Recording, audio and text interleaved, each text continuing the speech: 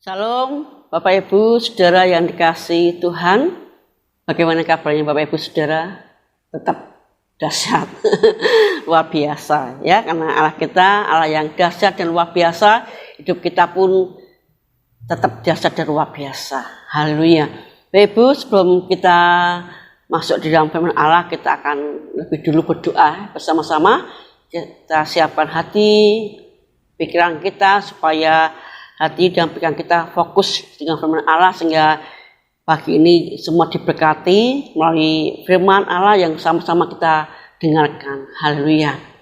Bapa yang di surga, kami bersyukur kalau pagi ini kami bisa atau boleh Tuhan mendengar suara Tuhan, kebenaran firman-Mu Bapa. Biar Engkau memberkati firman-Mu, biar kami boleh memahami lebih dalam lagi mengenai Engkau naik ke surga Bapa. Makna arti Engkau naik ke surga biar sungguh menjadi berkat buat kami umat-Mu yang pagi ini mendengar bersama-sama Tuhan. Kau berkat juga hamba-Mu, Kau beri hikmat, akal budi, juga upaya bersyukur supaya hal yang baru Kau nyatakan dalam hidup hamba-Mu, sehingga hamba mampu menyampaikan firman-Mu dan firman menjadi berkat buat umat-Mu yang mendengar pagi ini Bapa. Terima kasih Bapa. Di dalam nama Tuhan Yesus kami serahkan firman-Mu pada pagi ini. Haleluya. Amin. Haleluya Bapak Ibu. Pagi ini kita merayakan bersama-sama ya tentang hari kenaikan Tuhan Yesus ke surga. Dan pagi ini kita akan belajar bersama arti atau makna kenaikan Tuhan ke surga. Apa arti kenaikan Tuhan ke surga Bapak Ibu? Saudara, tanpa kenaikan Tuhan ke surga, ya, maka kematian bahkan kebangkitan Tuhan Yesus itu sia-sia, ya, tidak ada artinya dan tidak berguna. Tetapi puji nama Tuhan bahwa Tuhan kita mati dan bangkit, ya, Dia telah mengalahkan dosa, mengalahkan maut, hingga maut tidak lagi menguasai hidup kita. Dan kematian pun bukan akhir dalam kehidupan kita, ya. Bapak Ibu, pagi ini kita akan belajar tentang dua makna aja Bapak Ibu, atau arti dari kenaikan Tuhan ke surga ya. Kita akan membuka di dalam Yohanes pasal yang ke-14 Bapak Ibu, kita baca sama-sama ya, buka. Yohanes pasal yang ke-14 ayat 1 sampai ayat yang ke-4. Lebih dulu nanti kita akan melanjutkan ayat yang di bawahnya ya. Kita buka dulu Yohanes 14 ayat 1 sampai 4. Ya, kita baca sama-sama Ibu. Sudah semua dapat? Ya, siap. Nah, sama ya. 2, 3. Janganlah gelisah hatimu, percaya kepada Allah, percaya juga kepadaku. Di rumah Bapakku banyak tempat tinggal. Jika tidak demikian, tentu aku mengatakannya kepadamu, sebab aku pergi ke situ untuk menyediakan tempat bagimu. Dan apabila aku telah pergi ke situ dan telah menyediakan tempat bagimu, aku akan datang kembali dan membawa kamu ke tempatku, supaya di tempat di mana aku berada, kamu pun berada. Dan kemana aku pergi, kamu tahu jalan ke situ. Haleluya. Ibu, hari ini semua umat Tuhan merayakan hari kenaikan Tuhan ke surga. Ya, biasanya kalau kenaikan Tuhan itu nggak begitu kita perhatikan ya, kurang begitu beda dengan Natal atau Paskah ya, kita harapkan banget ya. Tetapi kita perlu ketahui Bapak Ibu bahwa kenaikan Tuhan itu juga sangat penting buat hidup kita sebagai orang Kristen, anak Tuhan ya. Kita nanti akan belajar bersama-sama. Jadi makna arti kenaikan Tuhan ke surga yang pertama Ibu, yaitu Yesus naik ke surga untuk kita. Yesus naik ke surga untuk kita. Jadi Yesus naik ke surga bukan untuk dia, untuk Tuhan Yesus, bukan untuk kepentingan Tuhan, bukan Bapak Ibu. Tapi Yesus naik ke surga untuk kepentingan kita, untuk kita. Ya, kalau kita mengulangi lagi ya, kita lihat ayat yang kedua, Bapak Ibu, di situ dikatakan, ya, di rumahku banyak tempat tinggal.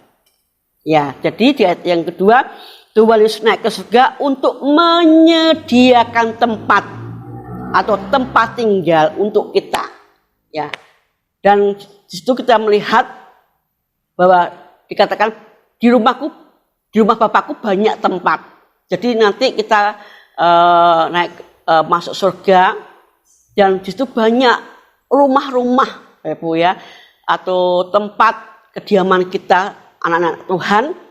Dan di situ Tuhan berkata banyak rumah tempat tinggal di rumah Bapakku.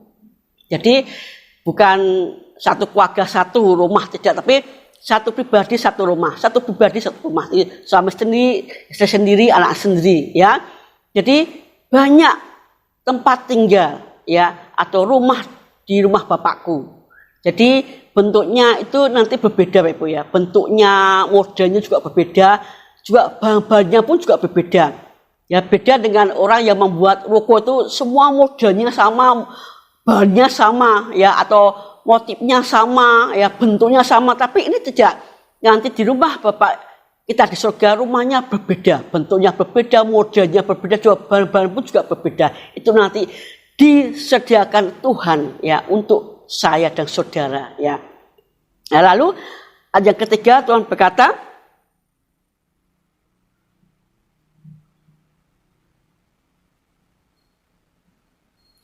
dan apabila aku telah pergi ke situ dan telah menyediakan tempat bagimu, aku akan datang kembali dan membawa kamu ke tempatku, supaya di tempat di mana aku berada, kamu pun juga berada.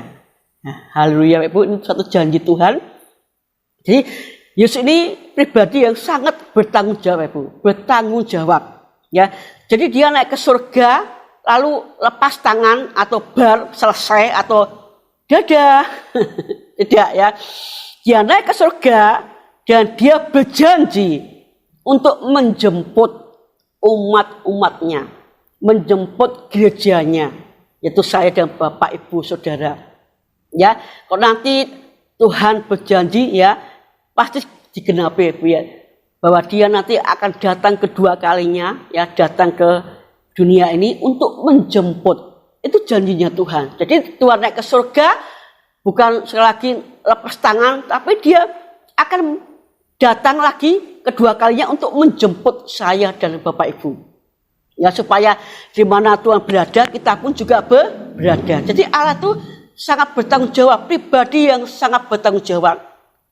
Ya, contohnya dalam kehidupan kita, Bapak Ibu, kalau Tuhan izinkan suatu penyakit, ya Tuhan nggak hanya mengizinkan penyakit menimpa tubuh kita, tapi dia bertanggung jawab untuk apa? Berikan kesembuhan untuk Bapak Ibu. Amin. Ya, dia beri kesembuhan, ya, dia bertanggung jawab menyelesaikan. Karena Tuhan itu bekerja tidak separuh, Ibu, tidak setengah-tengah, ya. Nggak itu setengah-tengah dia bekerja, tapi tidak, dia selesaikan dan selesainya, yang tuntasnya, karena dia Alfa dan Omega, yang awal dan akhir. Kalau dia mengizinkan penyakit menimpa tubuh kita, dia bertanggung jawab untuk menyembuhkan. Ya, demikian juga kalau Ibu punya masalah, Tuhan izinkan masalah persoalan menghampiri hidup kita, Tuhan tidak angkat tangan, Ibu. Dia bertanggung jawab dengan kekuatan, penghiburan, ya, dan jalan keluar, solusi untuk hidup kita. Itu Bapak kita. Ya, itulah pribadi Tuhan yang sangat bertanggung jawab. Itu pun saya alami, ya.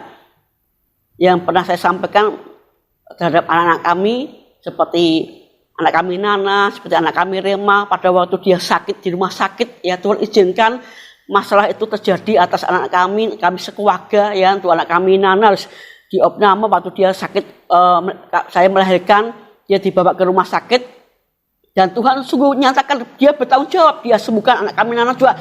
Biaya rumah sakit pun juga Tuhan menyediakan, ya, yang pernah saya sampaikan, Tuhan sediakan. Dah Bapak, gak usah bayar, ya Bapak boleh membawa anak Bapak pulang. Nah, sebab di rumah Elizabeth sangat tertib sekali, Ibu, nggak bisa sembarangan. Kalau nggak bayar nggak boleh dibawa pulang anaknya ya. Tapi Tuhan bertanggung jawab, Bapak nggak usah membayar. Ya, wah luar biasa juga. Anak kami Rema pun sempat diizinkan oleh Tuhan sakit usus buntu, ya dia masuk rumah sakit, Tuhan sembuhkan dan Tuhan biayanya juga Tuhan membayarnya. Haleluya ya. Tuhan bayar ya, Tuhan pakai orang-orang yang ada di sekitar kami ya untuk memberkati kami dan apa yang kami butuhkan untuk membayar rumah sakit ya, duit itu 11 juta lebih ya, Tuhan berikan, sediakan. Haleluya, dahsyat. Itulah Bapak kita yang bertanggung jawab ya, dan dia bekerja tidak separuh-separuh, tidak setengah-setengah, tapi tuntas selesai. Itu Bapak kita yang di surga. Haleluya ya. Dia naik surga, setelah itu dia selesai atau tidak ya, dia berjanji kalau nanti kedatangan yang kedua kali dia akan menjemput gerejanya ya. Sekali lagi itu ayat yang ketiga, supaya di mana Tuhan ada kita pun juga ada. Nah, janji ini Bapak Ibu, janji ini ya hanya bagi orang-orang yang mengasihi Tuhan. Ya ingat Bapak ya. Jadi janji penjemputan Tuhan nanti kedua kalinya untuk umat gerejanya itu orang-orang yang mengasihi Tuhan, orang yang cinta kedatangannya. Ya, jadi orang-orang yang sungguh-sungguh hatinya tuh melekat dengan Tuhan, hatinya tuh mengasihi Tuhan ya. Seperti dalam Kolose 3 ya, mencari perkara-perkara yang di atas di mana Kristus ada. Jadi hati ini yang pengen tuh fokus perkara yang ada di surga yang rohani ya.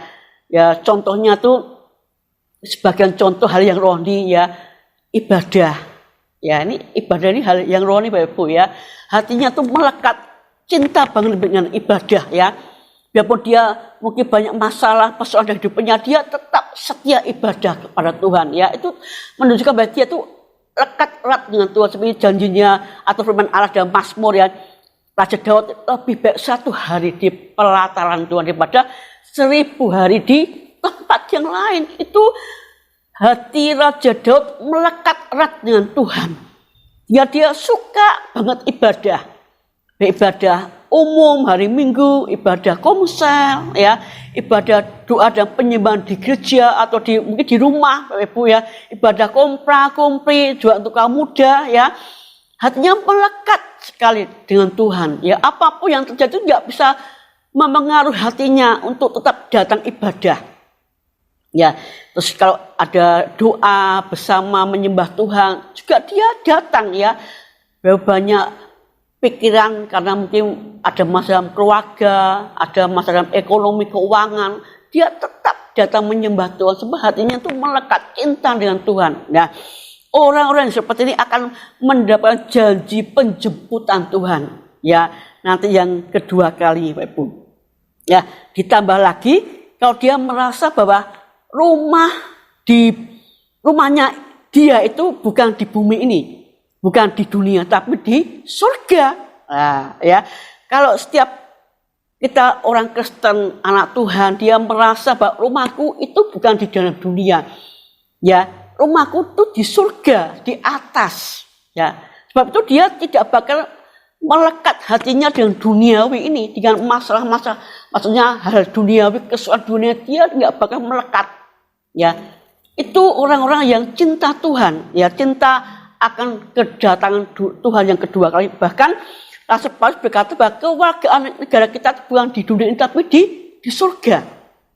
Ya Bapak Ibu, ya itulah janji Tuhan buat orang-orang yang mengasihi Tuhan. Tetapi Bapak Ibu, ya orang-orang yang termasuk biarpun dia menamakan dia orang Kristen, ya Kristen KTP, ya aku ini orang Kristen pelayan Tuhan, tapi hatinya tuh mengasihi duniawi, mengasihi kesukaan duniawi.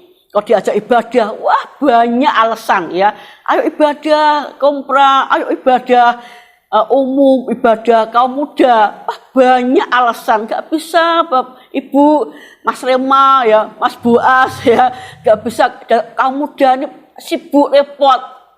Ya, kalau diajak pelayanan rohani, besok kunjungan ke jiwa-jiwa yang mungkin perlu kita, nggak bisa repot. Tetapi kalau ke tempat-tempat hal duniawi, itu dia bisa. Ya, padahal dia orang Kristen, anak Tuhan, pelayan Tuhan. Tapi kalau diajak pelayanan, besok kunjungan nggak bisa. Ya, tapi ke hal duniawi, tempat-tempat duniawi, kesukaan daging, dia bisa datang. Aneh nggak tuh? Aneh banget. Ya, orang-orang yang seperti ini jangan berharap mengalami penjemputan Tuhan nanti yang kedua kalinya, Bapak Ibu.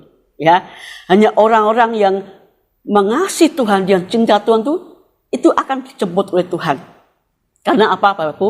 Karena Tuhan dengan kita tuh asalnya sama, yaitu tempat kita di surga, asal kita di surga. Bapak kita Tuhan Yesus asal di surga, di atas. Itu waktu dia naik ke surga, dia menjemput kita, lalu kita dibawa pulang ke rumah kita di surga. Coba kita baca Bapak ya. Dalam Yohanes pasal ke-14 ya. Yohanes pasal yang ke-17 ayat yang ke-14 ya. Yuk. Yohanes 17 ayat yang ke-14. Ya, kita baca sama Bapak Ibu. Sudah siap? Oke? Ya. Aku telah memberikan firman-Mu kepada mereka dan dunia membenci mereka karena mereka bukan dari dunia. Ya, sama seperti aku bukan dari dunia. Tuhan bilang, mereka yaitu umat-umat Tuhan yang mengasihi Tuhan, yang cinta Tuhan dan merasa rumahnya bukan di dunia ini tapi di surga, ya sama dengan aku, kata Tuhan. Aku pun juga nggak berasal dari dunia ini tapi dari atas, dari surga. Itulah firman Tuhan, Bapak Ibu. Jadi orang-orang yang mengasihi Tuhan, cinta Tuhan, itu hatinya melekat dengan Tuhan itu akan mengalami rapture, Bapak Ibu. Ya, akan mengalami pengangkatan bersama dengan Tuhan. Ya, kita ulang lagi di dalam pasal 14 tadi, Bapak Ibu, ya, ayat yang ke-2 dan 3. Ya, ulangi lagi ya. Yohanes 14 ayat 2 dan 3. Di rumah Bapakku banyak tempat tinggal, jika tidak demikian, tentu aku mengatakannya kepadamu. Sebab aku pergi ke situ untuk menyediakan tempat bagimu, dan apabila aku telah pergi ke situ dan telah menyediakan tempat bagimu, aku akan datang kembali dan membawa kamu ke tempatku, supaya di tempat di mana aku berada, ya kamu pun juga berada. Ya, ini janji Tuhan di depan kita. Ya, di sini Yesus menunjukkan ya dirinya ya di dalam kehidupan kita bahwa asal Tuhan kita dengan kita itu sama, yaitu dari atas, dari surga. Ya, Bapak Ibu, selain Tuhan naik ke surga untuk menyediakan tempat untuk kita, Bapak Ibu, juga Yesus naik ke surga, duduk di sebelah kanan Bapa sampai sekarang, apa Bapak Ibu? Menaikkan doa syafaat, ya, menaikkan doa syafaat untuk siapa? Untuk kita. Jadi Tuhan Yesus naik ke surga bukan nganggur, ya, nggak nganggur tengok-tengok, enggak. Dia naik ke surga, duduk di sebelah kanan Bapa, lalu dia menaikkan doa syafaat bagi kita, umat-umat Tuhan. Ya, kalau Bapak Ibu lihat tadi ya Yohanes 17 itu doa Tuhan disebut umat-umat Tuhan, di mana kita masih dalam dunia ini. Ya, kalau kita lihat lagi kembali ke pasal 17 tadi, Bapak Ibu ya. Ya, ayat yang ke-9 ya. Yohanes 17 ayat yang ke-9. Saya baca sama-sama ya. Aku berdoa untuk mereka, bukan untuk dunia aku berdoa, tetapi untuk mereka yang telah Engkau berikan kepadaku, sebab mereka adalah milik-Mu. Ya. Jadi Tuhan Yesus berdoa bukan untuk orang duniawi, bukan orang dunia yang tidak mengenal Tuhan, itu enggak didoakan oleh Tuhan. Tapi Tuhan berdoa untuk apa? Untuk umat-umatnya yang masih tinggal dalam dunia ini. Ya. Ayat yang ke-11 Ibu, 11 ya. Dan aku tidak ada lagi di dalam dunia, tetapi mereka masih ada di dalam dunia. Dan aku datang kepadamu ya Bapa yang kudus, pelihara mereka dalam namamu, yaitu namamu yang telah engkau berikan kepadaku, supaya mereka menjadi satu sama seperti kita. Ya, jadi Tuhan berkata, aku tidak lagi bersama dengan mereka. Ya, sebab itu aku berdoa untuk umat-umatku yang masih tinggal dalam dunia ini. Ya, pada tahun 2000 tahun yang lalu, di mana para muridnya bersama-sama dengan Tuhan, juga umat-umat pada waktu itu bersama dengan Tuhan Yesus. Ya, Tuhan bersama dengan mereka, Tuhan pelihara mereka, Tuhan lindungi mereka, Tuhan menjaga mereka, menghibur, menguatkan, dan membela mereka. Tetapi pada waktu Tuhan naik ke surga, umat-umat Tuhan sendirian di bumi ini, dalam dunia ini. Sebab itu Tuhan berdoa untuk kita, supaya kita mampu melewati berbagai masalah yang terjadi atas depan kita. Karena Tuhan tuh tahu kalau kita tuh sendirian, tanpa Tuhan kita nggak bisa berbuat apa-apa. Kita akan mudah lemah, jatuh, terhilang, ya.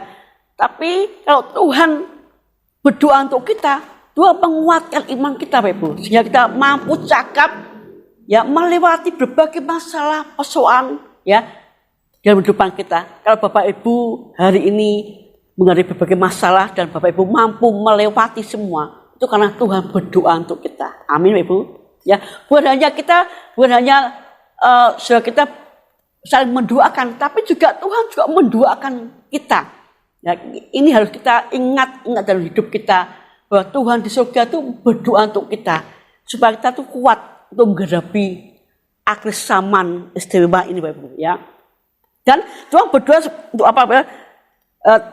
Yesus naik ke surga untuk menyempurnakan perjalanan hidupan kita yang belum selesai.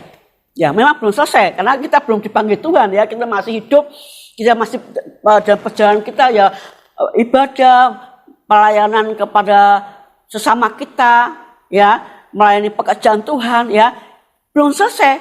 Nah, butuh Tuhan berdoa untuk hidup kita. Ya, amin, Ibu. Ya, ini yang pertama. Jadi makna arti Tuhan naik ke surga yaitu untuk kita. Yang kedua, Yesuslah yang punya surga. Jadi arti makna Tuhan naik ke surga yaitu Yesuslah yang punya surga. Ya, kita akan membuka lagi dalam Yohanes tadi yang 14 ayat 5 dan 6. Ya, 5 dan 6. Ya, kita baca sama Bapak Ibu. Ayat 5 dan 6 ya. Sudah semua Bapak Ibu? Amin.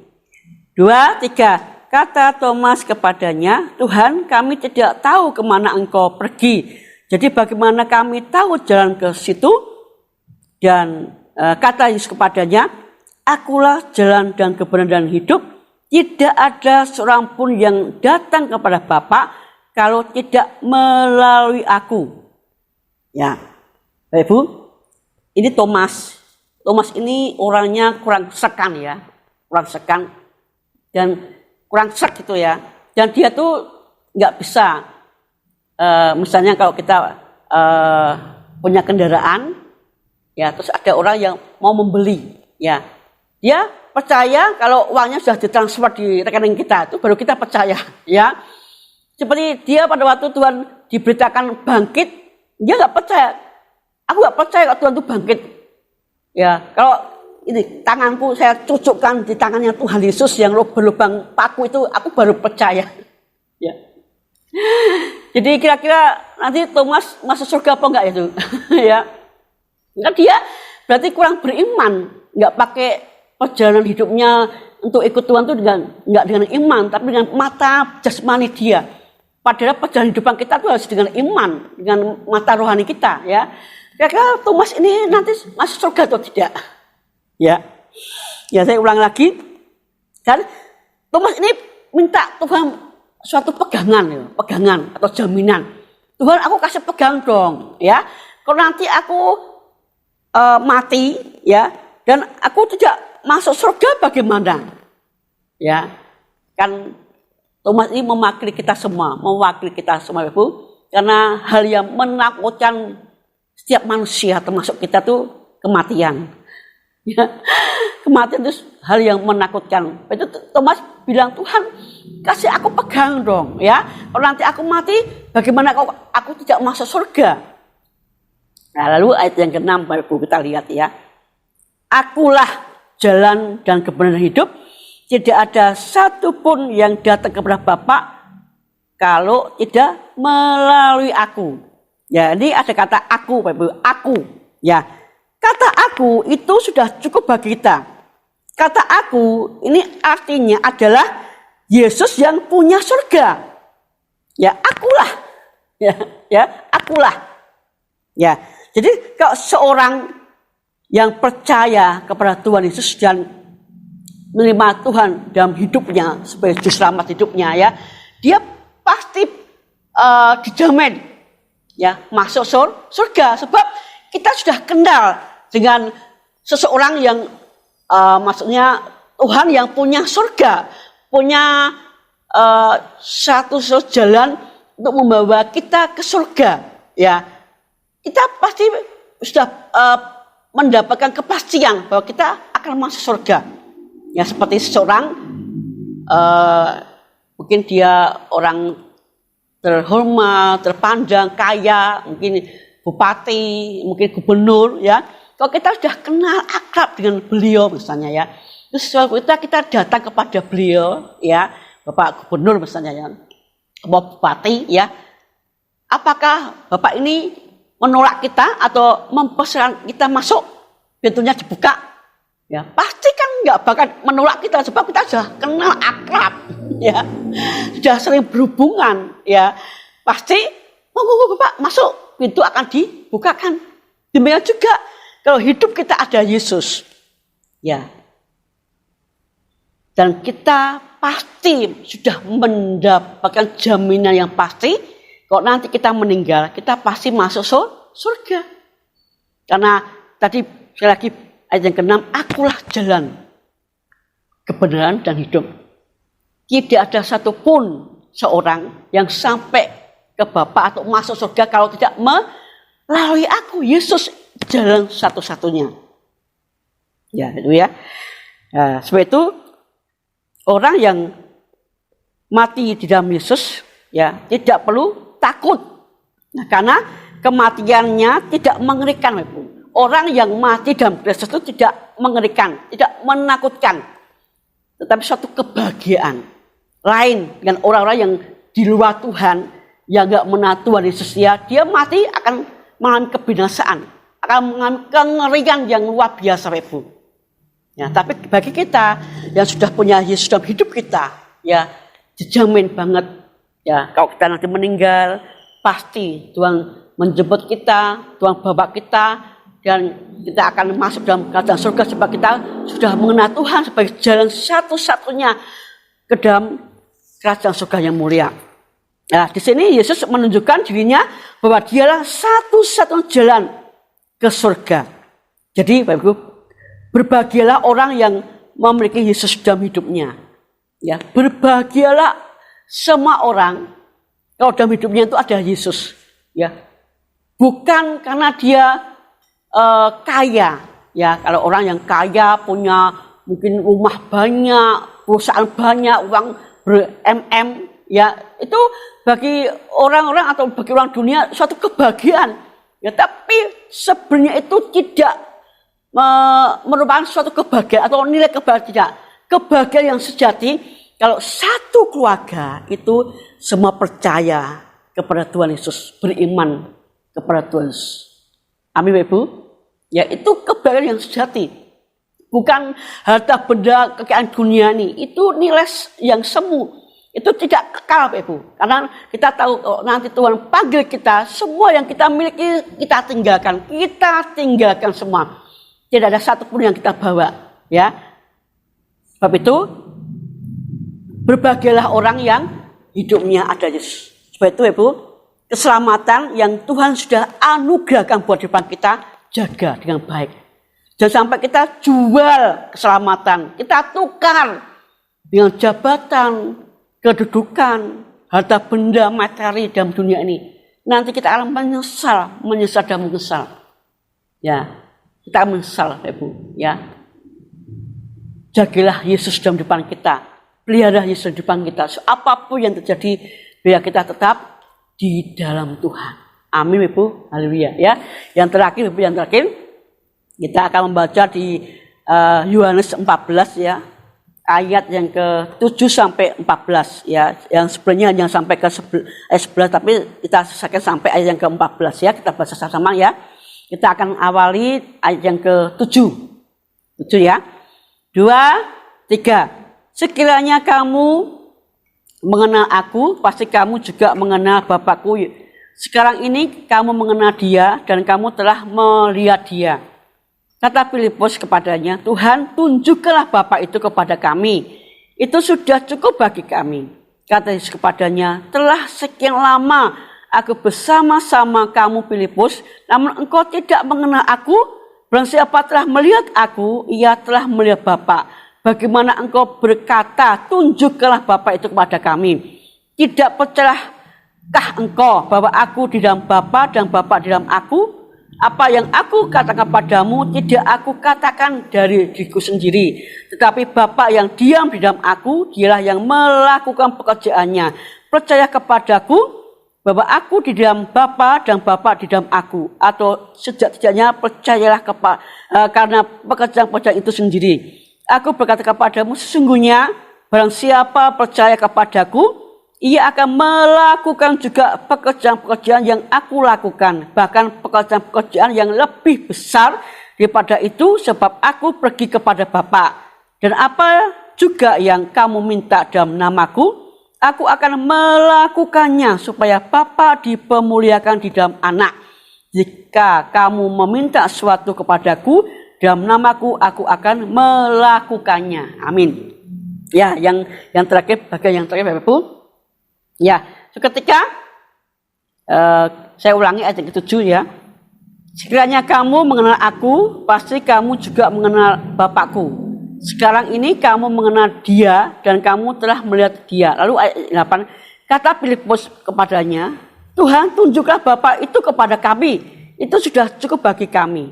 Lalu kata Tuhan ayat yang ke-9, telah sekian lama aku bersama-sama kamu Filipus, namun engkau tidak mengenal aku. Barang siapa telah melihat aku, ia telah melihat Bapa. Bagaimana engkau berkata, tunjukkanlah Bapa itu kepada kami.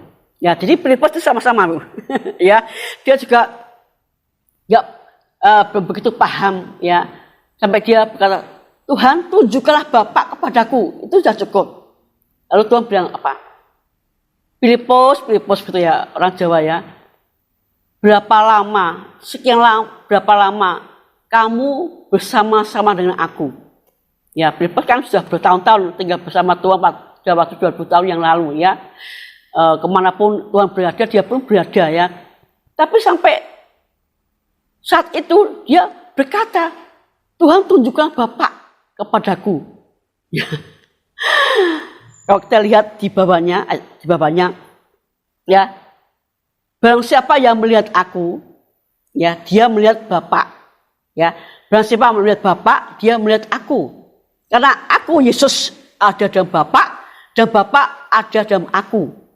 Ya, jadi Tuhan berkata, inilah aku, ini aku. Memang pada waktu ini aku dalam pribadi yang sederhana, ya sederhana. Bagi hamba mengosongkan diri, ya ini aku.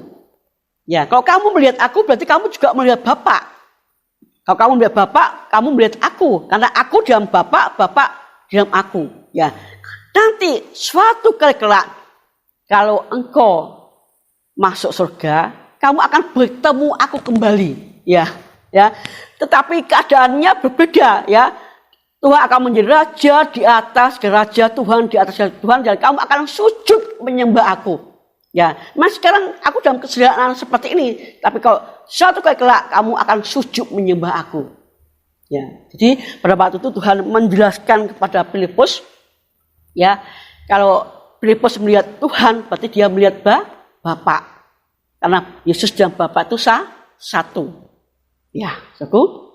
Ya, amin. Demikian firman Tuhan yang mampu saya sampaikan, biar menjadi berkat buat kita semua Bapak Ibu makna arti kedatangan Tuhan ke surga, biar firman Allah sungguh-sungguh membawa kita memahami lebih dalam lagi tentang makna arti Tuhan naik ke surga, biar menjadi berkat buat kita semua. Amin. Mari Bapak Ibu, kita akan berdoa bersama-sama, kita naikkan syukur untuk firman Allah pada pagi hari ini. Bapa yang surga, kami bersyukur kepada Engkau kalau Engkau begitu luar biasa hadir dalam firman-Mu pagi ini Bapa, dan Engkau sungguh memberkati firman-Mu. Kami sangat diberkati oleh firman-Mu. Tanamkan setiap benih firman-Mu yang hamba-Mu sudah sampaikan untuk umat-umat-Mu yang hari ini mendengarkannya Bapa, supaya umat-Mu boleh lebih memahami arti makna Engkau naik ke surga, di mana Engkau naik ke surga, Engkau menyediakan tempat buat kami. Engkau naik ke surga untuk Tuhan, berdoa untuk kami, dan Engkau naik ke surga. Engkaulah yang mempunyai surga Bapa. Terima kasih Bapa, biar firman-Mu menjadi berkat buat kami semua, biar kami bersyukur dalam segala sesuatu yang Kau perbuat untuk kehidupan kami Bapa. Terima kasih untuk rencana-Mu yang indah buat kehidupan kami, umat-Mu Tuhan, yang pagi ini sudah beribadah kepada Engkau, sudah mendengar firman Engkau. Berkati dalam keluarga-keluarga mereka Bapa, biar Tuhan terus berbicara melalui setiap firman Tuhan untuk setiap umat-umat Tuhan yang sudah mendengar pada pagi hari Bapa. Terima kasih Kau berkati dalam segala kebutuhan umat-Mu, keperluan umat-Mu Bapa, apapun pergumulan umat hari ini yang mereka pergumulkan, yang mereka butuhkan, biar Tuhan sediakan berkati, hingga mereka tercukupkan apapun yang diminta, dimohonkan kepada Engkau Tuhan. Terima kasih Bapa, terima kasih. Dan sekali lagi Kau tanamkan setiap benih firman-Mu, biar firman menjadi kekuatan, penghiburan, pengharapan yang pasti dalam hidup kami kepada Engkau Tuhan. Terima kasih Bapa, di dalam nama Tuhan Yesus kami serahkan seluruh doa kami di dalam tangan kuasa Tuhan. Haleluya. Amin.